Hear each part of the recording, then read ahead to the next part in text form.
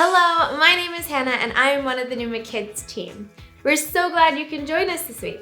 We're going to jump into this week's Bible story in just a moment, but first, let's get on our feet and sing this song together.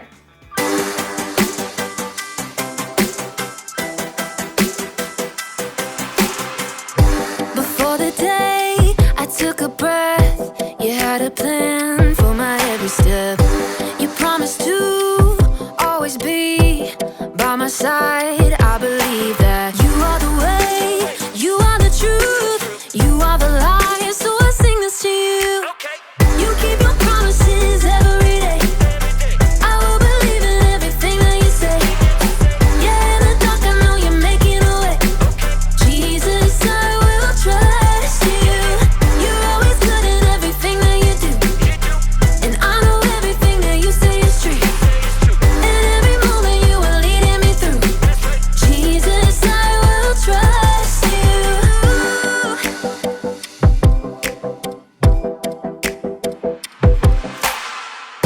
I wanna be honest and true and do what's right the way you do.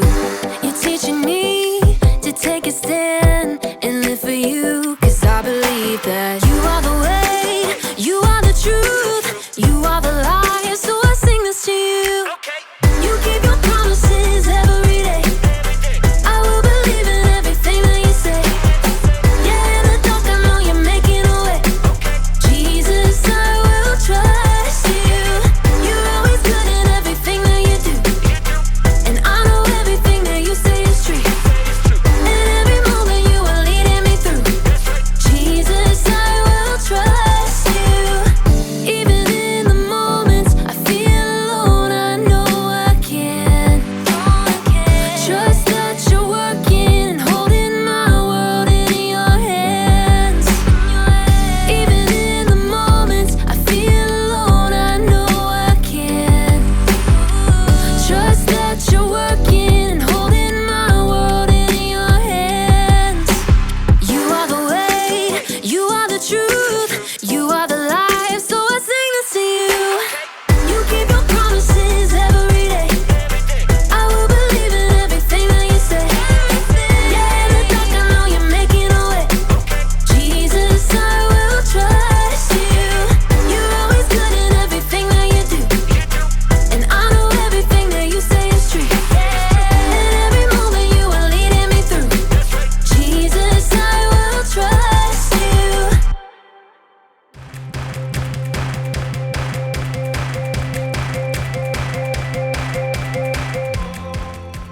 Hey everybody, my name's Erica, and I'm here to talk to you about contentment.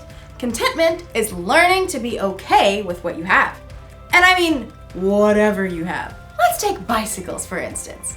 You can be content if you have the best bicycle in the world.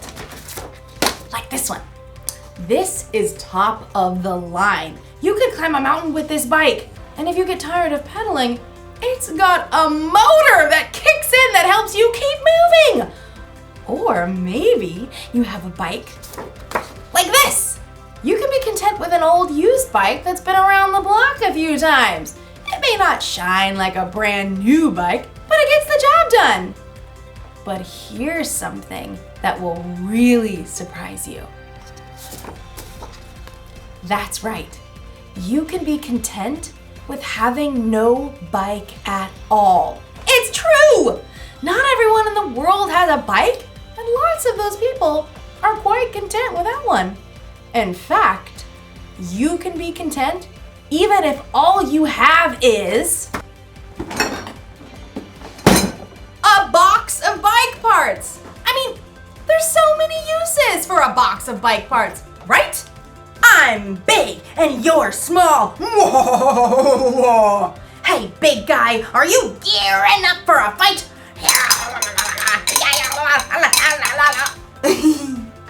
In today's story, we'll hear about the next step after contentment.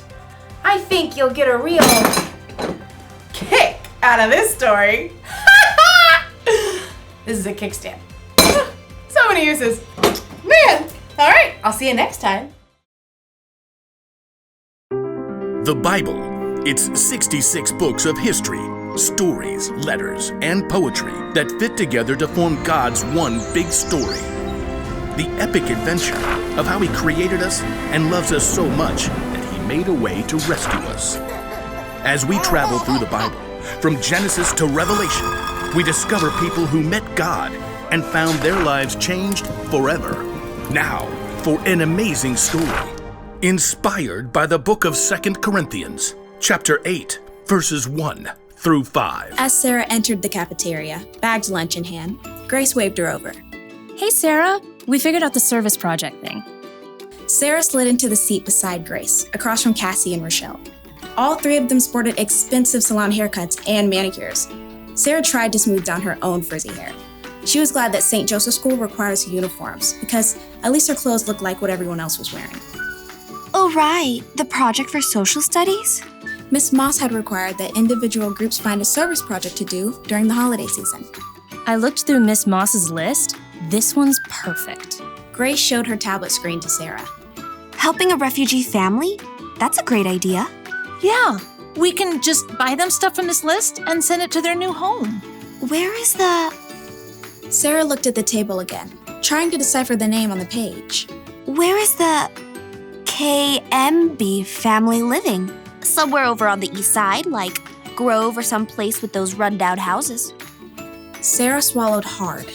She lived on the east side when she'd moved in with her grandma. It was only because of a scholarship that she was able to attend St. Joseph's School. It says here the family needs 3 sets of sheets. Oh, I know! You've seen those ads for tufted owl sheets? They're supposed to be the best. Sarah's eyes widened. Aren't those sheets like $200? That's cool. My dad will give me the money. They need dishes. I'll order a full set from Macy's. My mom has a platinum card there. I'll get them a TV. Perfect way to learn English, right? Enter a credit card number and boom, service project done. The girls turned to Sarah, who avoided their eyes by staring at the list of needs on the tablet. Hey, Sarah, what are you gonna send? They need winter coats. I saw these awesome tailored down jackets on sale for like $125. I don't know. I'll text you all later. That evening at dinner, Sarah barely touched her spaghetti. Grandma peered across the table, her eyes bright under her wiry white hair. Now, what's wrong, Sarah? Oh, it's this service project I have to do for school. We're supposed to help this refugee family that's moving into a house over on the Grove. The Kayembes. That sounds like a lovely idea. Yeah, but everyone else is ordering stuff for them. Expensive sheets and TVs and things. The only money I have right now is for bus fare. What am I gonna give? You don't have to have a lot to give a lot. You didn't answer my question. Grandma smiled and reached for the worn Bible that always sat on the kitchen table. No, but St. Paul will.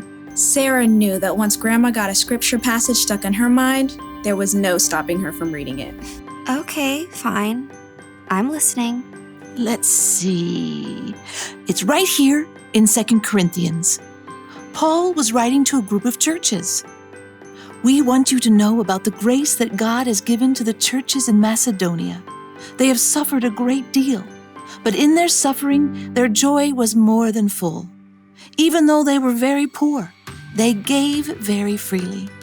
In fact, they gave even more than they could. Completely on their own, they begged us for the chance to share in serving the Lord's people in that way. But that's still talking about money. The churches gave money. Listen with your heart. They gave from what they had, and they did it with joy. Well, what I have is not money. But you've got other things. Okay, I'm good at baking. I know how to use the bus and get around. I have time, I guess. Grandma beamed and her face crinkled. All good things. Reluctantly, Sarah smiled back. Okay, I'll make a list. Next morning, Sarah's friends crowded around her locker. Hey, have you decided what you're gonna buy? Well, I thought maybe the Kayembe family needs more than just stuff. Like how? Maybe they need help. You know, like finding the library, figuring out the bus system. Yeah, I don't know anything about that. But I do. And I Googled and found a number for their caseworker. And she said we could help the Kayembes decorate their new home for Christmas. Oh, that's a really cool idea. I found this awesome video that shows how to make Christmas ornaments from salt dough that you shape and bake and paint. You all could come to my place and help. Sure, that'd be great. I mean, it's a tiny apartment kitchen and all. You tell us what to do, we'll do it. Sarah breathed a sigh of relief. Maybe she couldn't send $200 sheets, but she could use her time and creativity, and even her grandma's tiny kitchen, to help welcome a new family to her neighborhood.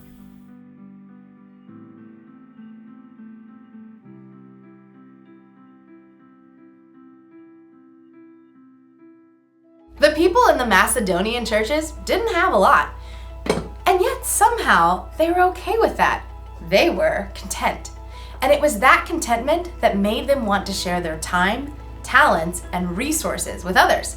You see, when you learn how to be content, it makes you really see all the good things you have. You learn to be thankful for what you've been given, and the more thankful you are, the more likely you'll want to share what you have with someone else. Like, maybe I could share these bicycle parts. You know, I'll bet there's a bike somewhere that's falling over somewhere because they need a kickstand. I could give this to that bike. Or someone might need, to replace their chain because theirs is old and rusted or broken. Let's see. These might even help someone hold onto their handlebars a little bit tighter. I could give all these parts away and help a lot of people. You know, we all have something we can give. Maybe you don't have a lot, but you've got something. You may have money or stuff, or you may have strength to help your family around the house with chores. You may have talent to make people happy, or you can have time to spend with people who don't want to be alone. Honestly, you'll truly start to see what you have to give when you learn how to be content. The Apostle Paul wrote that he learned to be content through the power of Christ, who gave him strength. When you put your trust in Jesus, he can give you that strength too. The one thing to remember today is this: you can always use what you have to help someone else. So think about all you have to give and be thankful. Don't forget what I've spoke in. Get it? This is a spoke. See you around, because it's a wheel. Bye! It's so great to hear such an amazing story from the Bible and learn how it can help us live our lives today. I wonder what you learned that you can apply to your life this week. It's time now for the So and So Show.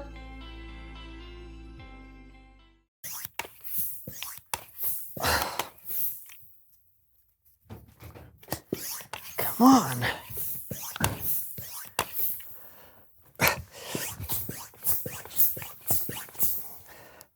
Why is this not working? What's not working?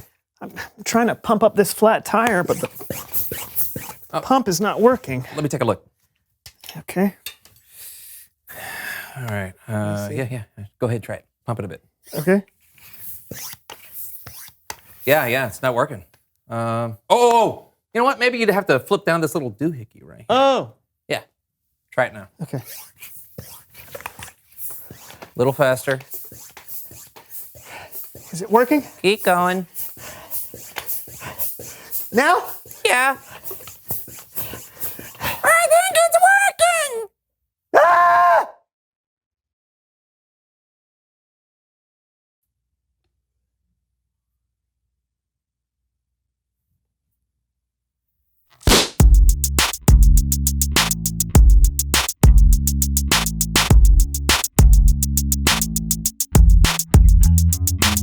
Hey!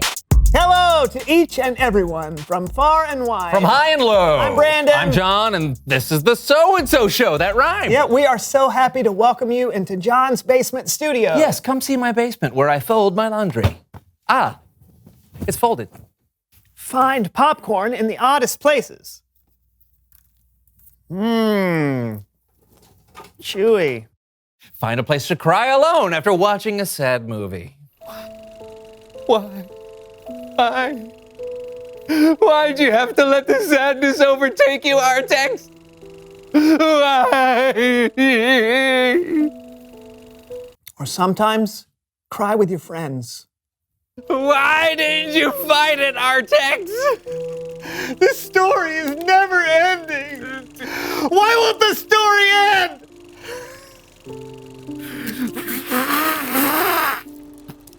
It's so sad. So very sad. We've got a great show today. John, I must ask, what does the word upcycle mean to you? I'm not sure. Oh, a unicycle has one wheel, a bicycle has two wheels, a tricycle has three wheels. An icicle has no wheels. Oh, true! But an upcycle, is it a bicycle you ride up? Nope. Hey, you know what recycling is, right? Reduce, reuse, recycle? Yes, but instead of recycling or throwing something away, upcycling means you can make something into something new or better. Okay, upcycle. Okay, that makes a lot more sense. Okay, where do you keep your recycling? Right here. Oh, good. Well, let's dump it out. Awesome. Okay. Oh, good. Perfect. All right. It's in here somewhere. Yeah, it's great. Now let's upcycle this stuff. Let's make something better. Do you have what do you want to? Self-propelled cars. Okay. We'll make self-propelled cars, and then we'll race them. Oh, it sounds fun. Let's montage. Woo! Oh!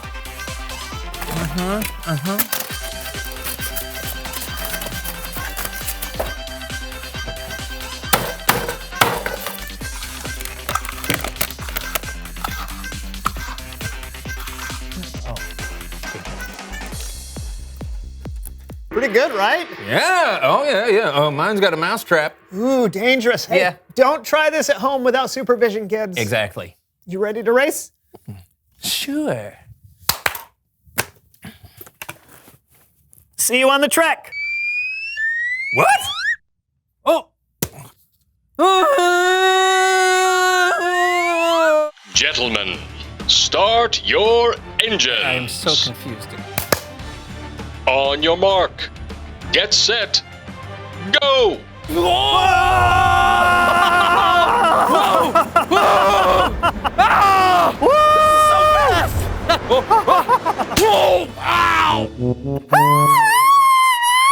My mousetrap snapped! Get it off my fingers! Ow! Looks like I won. Upcycling is fun. Yeah, fun. It's Bible story time with Kellen.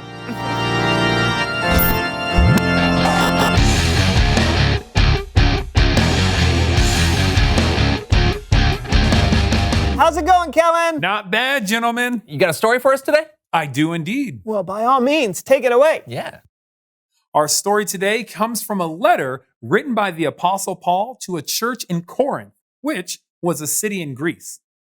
Paul wrote about Jesus followers in Macedonia who gave what they had to help the church in Judea. And here to help me talk about them are my friends from Kidspective.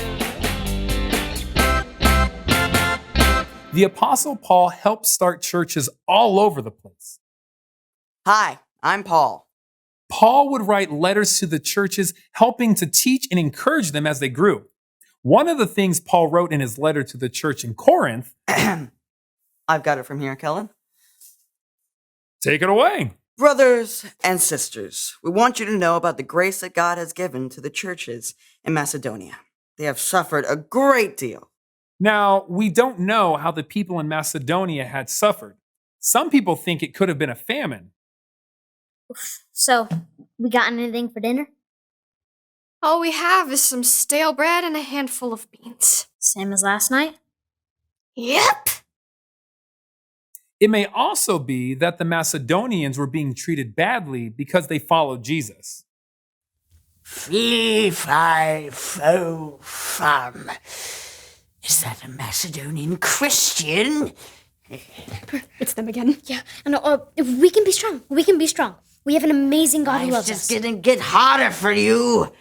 We'll take everything you have. Yeah. We'll punish you for praying and worshiping your God. The fact is, we don't know exactly what was going on with the Macedonian church or why they were suffering.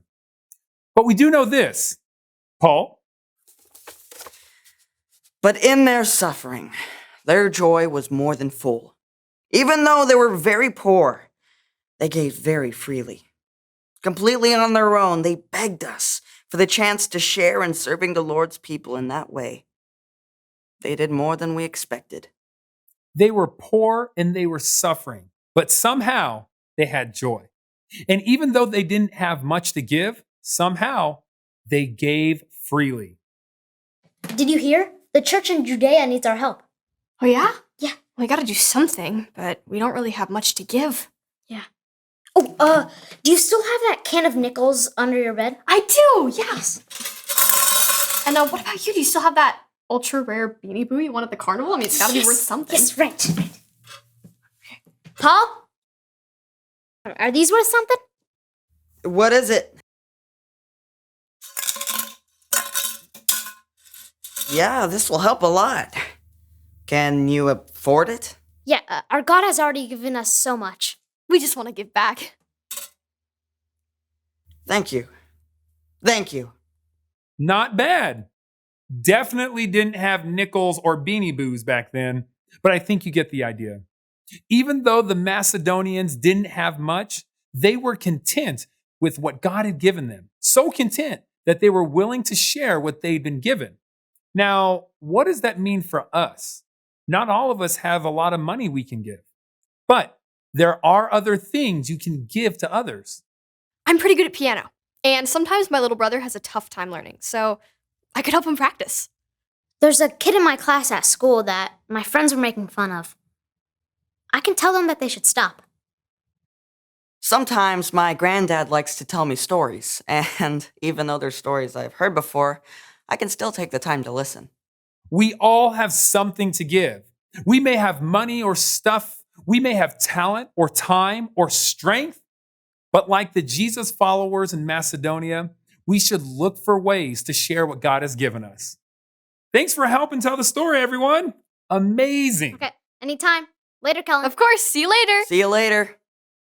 Wow, so good. Yeah, didn't the kids do a great job? Yeah, and that was a great story too, Kellen. Absolutely. You know, it's crazy that even though they didn't have a lot, they gave. Mm-hmm. Yeah, it's funny. A lot of times, those with the least amount of money or stuff can be the most content. Maybe when you don't have a lot of stuff, you can more easily focus on the things that really matter. I never thought about that. Yeah. But it's important to remember that no matter how much you have, you always have something to give. No doubt. We'll see you next time. Yeah, thanks, Kellen. See you, fellas. You know what?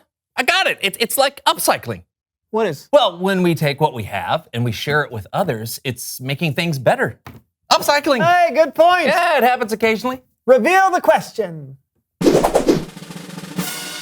How can you use what you have to help others?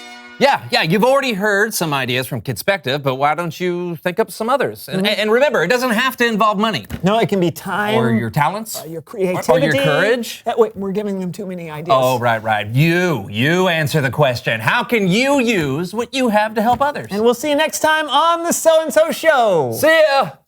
Laundry. Why doesn't it work when I do it? Yeah.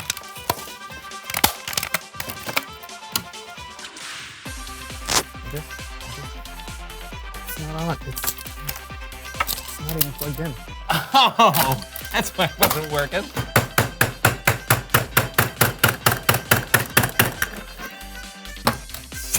I just needed it dulled.